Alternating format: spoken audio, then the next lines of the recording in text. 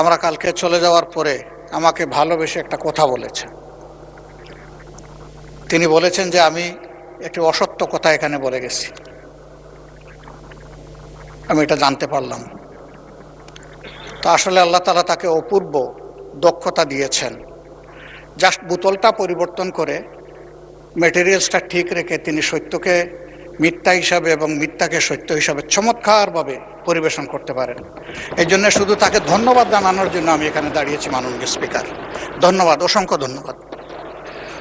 মাননীয় বিরোধী দলের নেতা, আপনি পয়েন্ট অফ অর্ডারে নিশ্চয়ই এই বক্তব্য রেখেছেন। পয়েন্ট অফ অর্ডার চলমান বিষয়ের উপরে, এটা তো গতকালকের বিষয়, গতকালকেই শেষ হয়ে গিয়েছে, সুতরাং এটা এখন আর নতুন করে তোলার কোনো প্রয়োজন নেই। মাননীয় মন্ত্রী, উত্তর দেওয়ার প্রয়োজন নাই। উনি যদি হাউসে থেকে বলতেন তাহলে নিশ্চয়ই আপনাকে রাইট অফ রিপ্লাই দিতাম।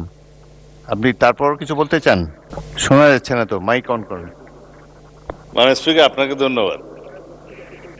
এই মুহূর্তে মাননীয় বিরোধী দলীয় নেতা দুইটা অসংসদীয় শব্দ ব্যবহার করেছেন, সেটা হচ্ছে মিথ্যা।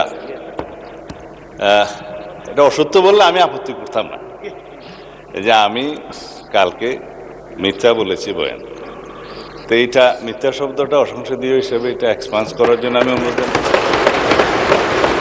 দ্বিতীয় কথা হচ্ছে,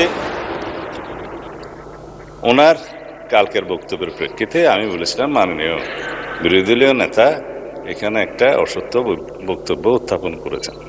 সেটা ছিল যেখানে রুল 62 অনুসারে আপনি তারপরে একজন বেসরকারি সদস্যের উত্থাপিত মুলতাবি প্রস্তাব গ্রহণ করেছেন, ওনারা ওয়াক আউট করার আরো অনেক পরে, তাহলে সেটা পার্লামেন্টে উত্থাপিত বা পড়িত হইল কিভাবে?